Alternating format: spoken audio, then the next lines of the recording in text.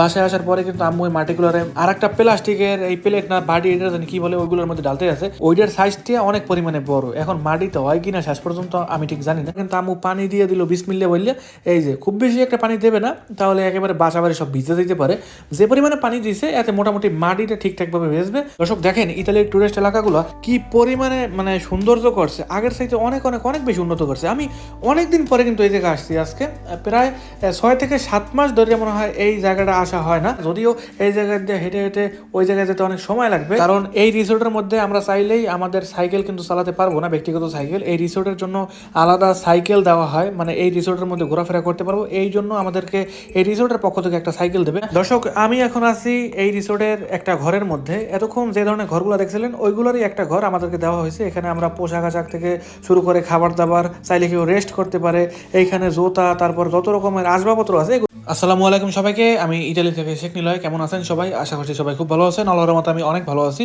থালা বাসন বাড়ি প্লেট নিয়ে যাইতেছি মাটি আনতে। আম্মু নাকি বাসায় বোম্বাই মরিচ গাছ লাগাইবে, এই কারণে মাটি নিতে আসলাম। কয়েকদিন ধরে আম্মু নিজেই বলছিল যে এই মাটিগুলো নিতে আসবে। তারপর আম্মুরে বলছি যাওয়ার দরকার নেই, কারণ মাটির নিচে অনেক সময় খারাপ পোক ঠোক থাকে, ওইগুলো দেখে আবার লাফালাফি করবা। যদিও আমিও ওইগুলো দেখলে লাফাই, আম্মুরে আর এগুলোর মধ্যে পাঠাই নাই। আমি নিজে এই জায়গায় আসছি। আমি এই মাটিগুলোর বেশি গভীরে যাইতে চাই না, কারণ গভীরে গেলেই আসলে নিজে উপরের দিকে ওঠে। এই কারণে উপর দিয়ে একেবারে মাটির যে ছোট ছোট টুকরাগুলো আছে এইগুলো নেওয়ার চেষ্টা করি। বেশি নিচে গেলে প্রথম সমস্যা হয়েছে পোকা, এরপরে হয়েছে পাথর, আর নিচে খুব বেশি একটা সার নাই। বাবা বাংলাদেশে যাওয়ার আগে এই মাটিগুলোর একেবারে এমনভাবে ছোট ছোট বানাই রাখিয়ে গেছে, মনে হয় যেন মাটি না, এগুলো সব হচ্ছে বালি। কারণ বাবা মনে হয় এগুলোর মধ্যে কোনো বীজও ফেলাইছে, আমার ঠিক মনে নেই কি বীজ ফেলাইছে। দেশে যাওয়ার আগে সার, তারপর পানি, যা কিছু করার সব কিছু করে মনে হয় কিছু বীজ ফেলাই রাখিয়ে গেছে। সম্ভবত কাঁচামরিচের বীজ ফেলাই রাখিয়ে গেছে। কিছু কিছু গাছ ও চিপা চাপাই দেখতে আছি। এখন এগুলো কি ঘাস না গাছ আমি ঠিক জানি না। আর বাবা দেশে যাওয়ার পর থেকে এত পরিমাণে বৃষ্টি, এই গাছের দিকে আমরা আসলে কোনো নজরই দেইনি, কোনো রকমের পানি সার আর নতুন করে কিছু দেয়নি। যা কিছু করে রেখে গেছে ঠিক ওই অবস্থায় আছে। দর্শক আজকে বিকালবেলা একটু ক্লান্ত, কারণ কিছুক্ষণ আগে ডিউটি শেষ করে বাসায় ফিরছি।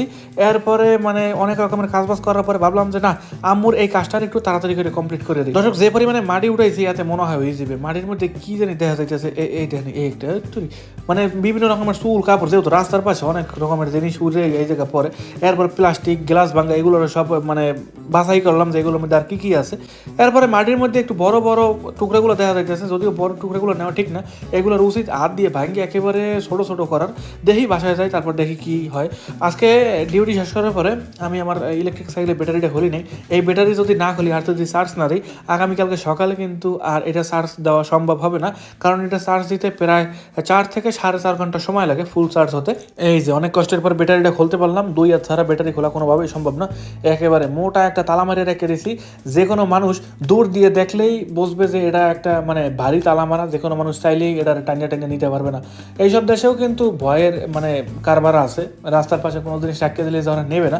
কাহিনীটা ঠিক এরকম না, নির্ভর করে কোন পরিস্থিতিতে আসি বা কোন পরিবেশে আছি। যদি এমন কোনো পরিবেশে থাকি যেখান থেকে নেওয়া চোরদের জন্য খুবই সহজ, ওরা কিন্তু রাখবে না। দর্শক বাসায় আসার পরে কিন্তু আম্মু ওই মাটিগুলোরে আর একটা প্লাস্টিকের এই প্লেট না বাড়ি এটা জানি কি বলে ওইগুলোর মধ্যে ডালতে আছে, ওইটার সাইজটা অনেক পরিমাণে বড়। এখন মাটিতে হয় কিনা শেষ পর্যন্ত আমি ঠিক জানি না। এরপরে ছোট ছোট যে মাটিগুলো আছে ওইগুলোর মানে বাইসে বাইসে নিতেছি, একেবারে যাতে নিচে যে মাটিগুলো থাকবে ওইগুলো যাতে একেবারে ঝরঝরা মাটি হয়, আর সারের পরিমাণটা যাতে বেশি থাকে। একটু খুঁজে খুঁজে নরম মাটিগুলো খুঁজে বের করতে আছি। আর এগুলো যে আসলে কিভাবে লাগায়, কিভাবে যে এই গাছগুলোর যত্ন করে, এই ব্যাপারে আমি কিছু জানি না। কখনোই আসলে বাসা বাড়িতে আমরা গাছ লাগাই নাই, যার কারণে অভিজ্ঞতা একেবারে জিরো বলতে পারেন। লাগাই এবার দেখি, টেস্ট করি যে কেমন হয় না হয়। যদি ভুল হয়, ভুল হইলে সমস্যা নেই, ভুল দিয়ে কোনো একটা জিনিস শিখবো যে পরবর্তীতে আমরা ওই জিনিসটা কিভাবে সংশোধন করতে পারি। অনেক পরিমাণে এটার মধ্যে মাটি দিয়ে দিয়েছি, এবার আমরা বোম্বাই মরিচের বীজগুলোর এটার মধ্যে দিয়ে দিব। আম্মু অনেক দিন আগে এই বীজগুলোরে সংরক্ষণ করে রাখছিল। এবার প্যাকেটটাতে খুলি, দেখি যে ভিতরে ভালো আছে কিনা। এখন পর্যন্ত আশা করবো যে এগুলো ভালো আছে।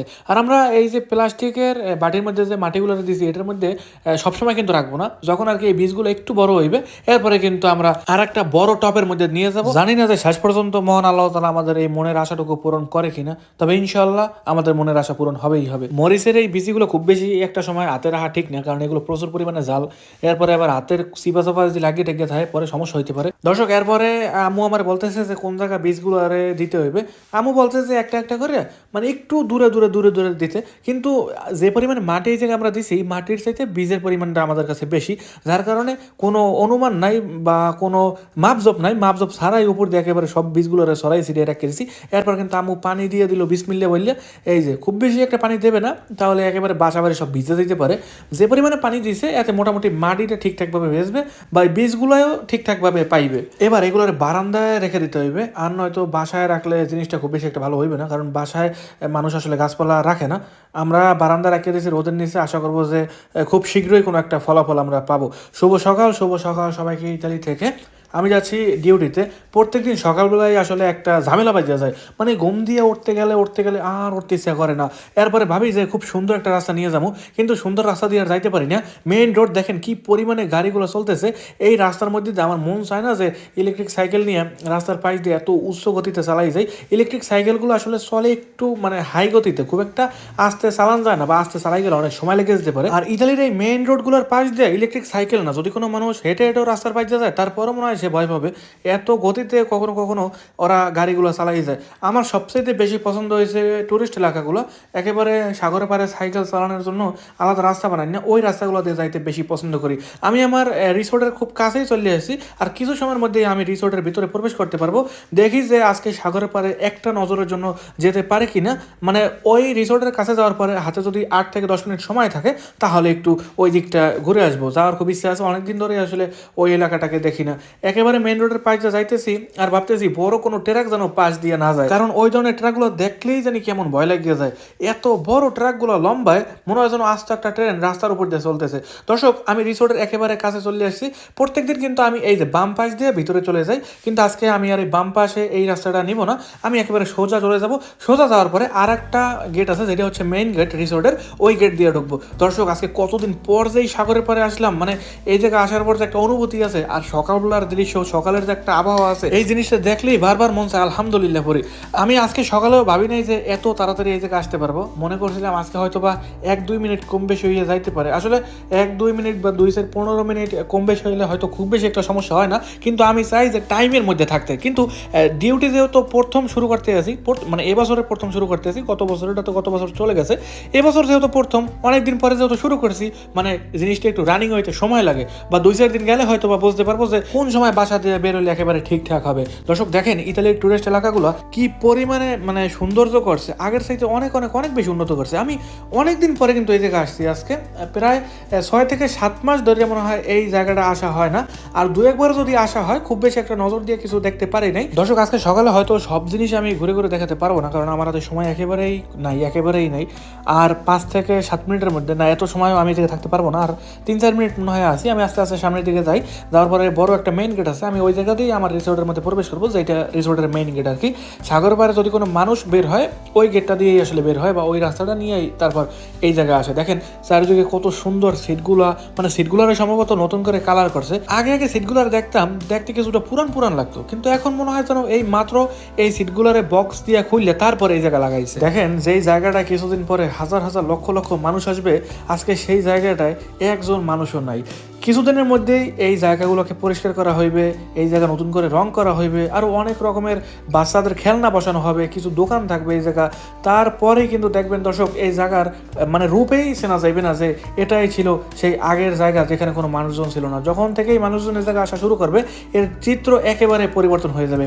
দর্শক, এখানে একটা কল আছে, যেই কলটা একেবারে ভাইরাল একটা কল বলা যায়। এই কলের পানি গরমের জুন, জুলাই, আগস্ট, সেপ্টেম্বর এই মাসগুলোতে ভাগে পাওয়া যায় না। সকালবেলা যদি পানি খেতে এই জায়গায় আসা হয়, এই পানির জন্য সিরিয়াল দিতে হয়। দেখেন, এই কলটা মানে এখনো চলে, হ্যাঁ এই কলটা এখনো চলে। দেখেন, কলের নিচ কিন্তু এখন পর্যন্ত পুরো ভিজা, মানে যত মানুষ এই জায়গাতে যায় প্রত্যেকে আসলে এই জায়গার পানিগুলো একবার হলেও টেস্ট করে। দর্শক, আমি আর এই জায়গা থাকতে পারবো না, আমার সময় একেবারে শেষ। আমার মনে হয় এতক্ষণে আমার সাথে যারা এই জায়গায় চাকরি করে প্রত্যেকেই মনে হয় ভিতরে চলে আসছে, শুধুমাত্র বাকি মনে হয় আমি একাই। দর্শক, আমি যত সাইকেল নিয়ে আসছি, আমি যে কোনো রাস্তা দিয়ে চাইলে ভিতরে ঢুকতে পারি, কিন্তু যারা গাড়ি নিয়ে আসে ওরা কিন্তু প্রথম যে বাম পাশে রাস্তাটা দেখাইছি, ওই রাস্তাটা দিয়ে এই পার্কিংয়ে চলে আসে। দেখেন, অনেকের গাড়ি কিন্তু এই ভিতরে পার্কিং করে রাখছে। পার্কিংটা আসলে অনেক বড়, যার যেখানে মন চায় সে সেখানেই পার্কিং করে। দর্শক, আপনাদের মাঝে আবারও ফিরে আসলাম দীর্ঘ 4 ঘন্টা ডিউটি করার পরে। এবার আমি যাচ্ছি আমার ইলেকট্রিক সাইকেল যেখানে রাখছি ওই জায়গা, যদিও এই জায়গা দিয়ে হেঁটে হেঁটে ওই জায়গায় যেতে অনেক সময় লাগবে, কারণ এই রিসোর্টের মধ্যে আমরা চাইলেই আমাদের সাইকেল কিন্তু চালাতে পারবো না, ব্যক্তিগত সাইকেল। এই রিসোর্টের জন্য আলাদা সাইকেল দেওয়া হয়, মানে এই রিসোর্টের মধ্যে ঘোরাফেরা করতে পারবো, এই জন্য আমাদেরকে এই রিসোর্টের পক্ষ থেকে একটা সাইকেল দেবে, কিন্তু যিনি আমাকে সাইকেলটা দেবে তার সাথে এখন পর্যন্ত আমার দেখা হয় না। তবে আমি আশা করবো যে 2-1 দিনের মধ্যেই আমি সাইকেলটা নিয়ে নেব, তাহলে আর হেঁটে হেঁটে এত কষ্ট করার কোনো প্রয়োজন নাই। দেখেন দর্শক, কি সুন্দর এই রিসোর্টের ভিতরের দৃশ্যটা। এই দৃশ্য দেখেই কিন্তু মানুষ এই ধরনের জায়গাগুলোতে ঘুরতে আসে। এই রিসোর্টের বিজ্ঞাপনও কিন্তু বিভিন্ন অনলাইনে দেয়, এবং ওই অনলাইন থেকেই কিন্তু তারা আসলে এই রিসোর্টের যে রুমগুলো আছে, যে ঘরগুলো আছে, এগুলো বুকিং করে তারপর কিন্তু সবাই এখানে ঘুরতে আসে। যাই হোক দর্শক, এক ভিডিওতে এত কিছু বলা সম্ভব না। আমি এখন আসি হচ্ছে আমাদের ছোট্ট একটা গ্যারেজে, কিন্তু জিনিসটা দেখে গ্যারেজ মনে হলো এখানে সাইকেল ঠিক করে না, এটা হচ্ছে জাস্ট আমাদের সাইকেলগুলোকে রাখার জন্য। আজকে সকালবেলা এই জায়গায় আসার পরে ভিতরে দেখি জায়গা ফাঁকা, আমি একেবারে সবার সামনে রাখি, একটুবারে দেখি যে আমার এই সাইকেলটা বের করতে কয়েকজনের সাইকেল সরাই তারপরে আমার সাইকেলটা বের করা লাগে। এই জিনিসটা খুবই দুঃখের, মানে শেষে যারা আসছে তারাই আসলে ভালো করছে। আমি যে রিসোর্টে চাকরি করি, রিসোর্টের যে মেইন বস, যদিও সে বর্তমানে বেঁচে নেই, তার ছবি বিভিন্ন জায়গায় দেওয়া আছে। আমার ঠিক পিছন সাইডে দেখলাম একটা আয়না আছে, আয়না নিজের চেহারাটাকে দেখলাম যে সব ঠিকঠাক আছে কিনা। দর্শক, আমি এখন আছি এই রিসোর্টের একটা ঘরের মধ্যে। এতক্ষণ যে ধরনের ঘরগুলো দেখছিলেন ওইগুলোরই একটা ঘর আমাদেরকে দেওয়া হয়েছে। এখানে আমরা পোশাক আশাক থেকে শুরু করে খাবার দাবার, চাইলে কেউ রেস্ট করতে পারে। এইখানে জুতা, তারপর যত রকমের আসবাবপত্র আছে এগুলোকে চাইলে সব রাখতে পারি। এখানেও কিন্তু বিশাল এক আয়না দেওয়া আছে, আর এই জায়গায় প্রত্যেকের জন্য একটা একটা করে আলমারির মতন দেওয়া আছে, চাইলে ওইগুলোর মধ্যে আমরা পোশাক আশাক, জুতা যা কিছু আছে সবকিছু রাখতে পারি। দর্শক, এবার কিন্তু আমি আর সকালের মতো মেইন রোড দিয়ে যাব না, এবার আমি আমার পছন্দের জায়গাটা দিয়েই বাসার উদ্দেশ্যে রওনা দিলাম। সাগরের পাড়ের যে রাস্তাটা আছে, রাস্তার উপর দিয়ে এবার আমি যাচ্ছি, আর সাগরের দৃশ্যগুলো দেখছি। সাগরের যে একটা ঢেউয়ের শব্দ আছে, এই ঢেউয়ের শব্দটা আমার কাছে অনেক বেশি পছন্দ। আসলে ইতালিতে আসার পর থেকেই আমার কেমন যেন সাগর, বালি এইগুলো অনেক বেশি পছন্দ। মানে এই ধরনের দৃশ্যগুলো দেখার পর নিজেকে আর ঠিক রাখতে পারি না। আমাদের বাসাও কিন্তু সাগরের কাছ থেকে খুব বেশি একটা দূরে না, বিকেল হলে বা অবসর সময় কিন্তু আমরা বেশিরভাগ সাগরের পাড়েই কাটাই। দর্শক, আমার হাতের বাম সাইডে যতগুলো রেস্টুরেন্ট আছে প্রত্যেকটা রেস্টুরেন্টের মধ্যে কাজ চলতেছে, কারণ কিছুদিন পর যেহেতু এই সাগরের পরে একেবারে ঈদের মতন আনন্দ উৎসব করবে, এরা যদি জুন মাসের 2-1 দিন আগে বা যেই দিন থেকে এই উৎসব শুরু হবে তার 2-1 দিন আগে যদি শুরু করে, তারা কখনোই এগুলো শেষ করতে পারবে না। যার কারণে এরা কিন্তু কয়েক মাস আগে থেকেই এরা কাজ শুরু করে দিয়েছে। দর্শক, একটা সুন্দর মুহূর্ত দেখাই।